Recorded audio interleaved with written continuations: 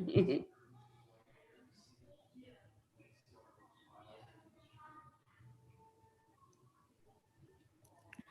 internet must be a little slow tonight with the snow. Just give me one more second, everyone.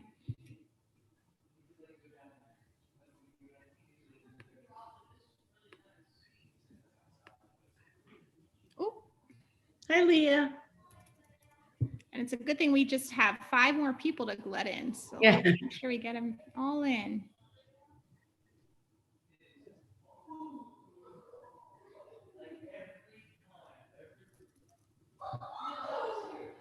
Guys. Okay, looks like we have a bunch of people here to hear this story. It sounds so crazy. I can't wait to see it. Thanks everybody for coming, and thank you, Mrs. Halleck. Oh, you're welcome. Hi, everybody. It's nice to see you. Did you have a fun day today? Did you get outside at all? Oh, that's good.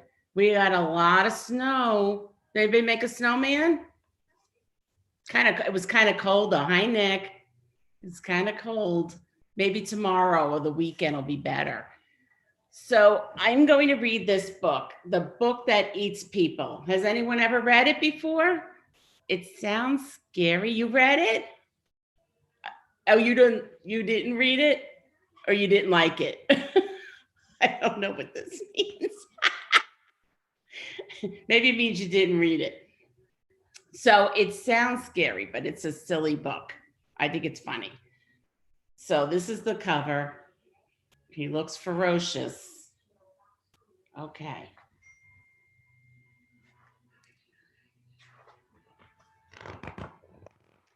Caution. This is a book that eats people. If you hear growling while you're reading it, stop reading, close the cover, and put something heavy on top of it. Can you see the picture? Okay. Here he is down here. It must be a scary book. Do not let your little brother or sister read this book, especially when it's hungry. You should always assume this book is hungry. Do you see them? Remember, this is not a storybook. It's not a book of rhymes. It isn't a how-to book or dictionary. It's a book that eats people.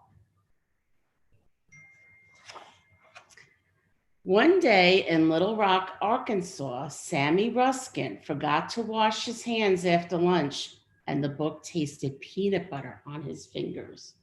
So this book, went snap and took a bite, and then another and another. Sammy squirmed and wiggled. Sammy squealed and yelled. Sammy pulled as hard as he could, but the book ate him. Then it coughed up his bones and they clattered across the floor like wooden blocks. That was the first person this book ate.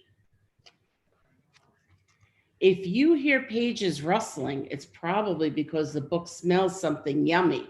But if you hear a sound like an octopus in a tub of yogurt, that is the book's empty stomach, and the book is ravenous.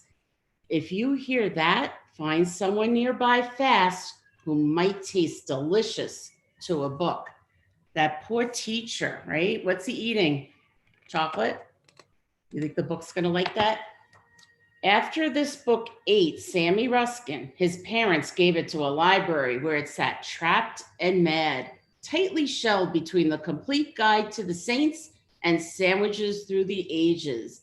They even put a cover on it that says, "What happened to Sam Ruskin?" He does not look happy.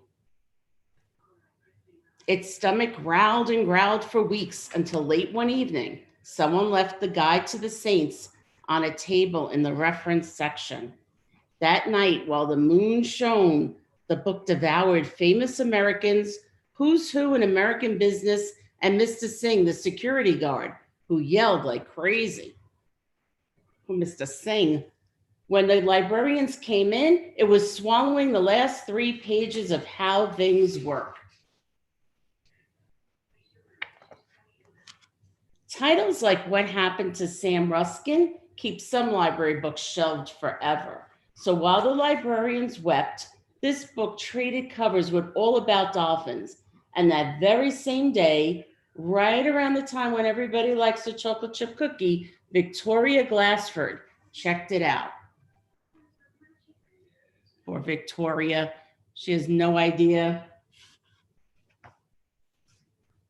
Okay. She put the book on her nightstand, but before she could finish brushing her teeth, it jumped up, thumped her on the head, and gobbled her down, beginning with her polished pink toenails. Have you ever heard a book burp? There he is.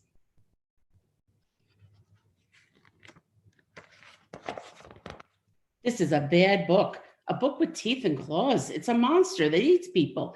You should throw it in the fireplace on the coldest February day. You should grind it page by page in your daddy's coffee grinder. Experts say that when a book eats someone, it's either self-defense or a mistake, and the book never eats anyone again.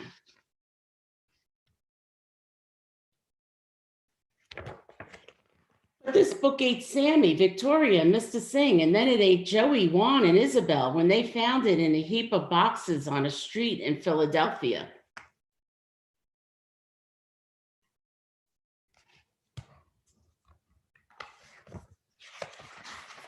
Of course, someone from the neighborhood watch saw the book eat those 3 kids and called the police. They took it and locked it in a jail cell where it ate Chuck Anderson, who deserved it. Some people think it's cruel to chain a book. The guards did it anyway. Judge Cox, who loved all books, sent it to the zoo where zookeepers tried to reform it. They fed it fried chicken, pickles, hot dogs, ice cream, noodles, and toast, but nothing worked because this book craves people. When it chewed through a zookeeper's shoe, they finally gave up and put a label on it that says "The Book That Eats People" in big, bold letters.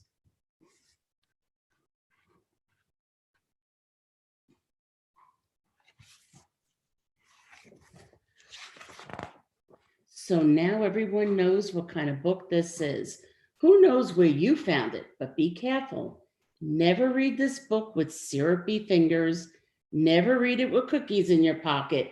Never turn your back on it. Never, never read this book alone, because this book is always hungry. And it eats people. Did you like it? Kinda? It's kind of a silly book. If you ever want to borrow it, you can come down to my room all the way down by the 5th graders and I'll let you read it. You could take it home, okay? So I hope you have a really good snow day and that you get to play in it for the whole weekend. I think it's going to be here for a while. How many of you think we'll be virtual tomorrow? You think so? Not sure. I don't know. Yeah, we don't know. We'll find out. Otherwise, we'll be in school tomorrow. Thank you, Mrs. Halleck. Thank you. Have a good night, everybody. Bye, everybody. Have a good night. Bye.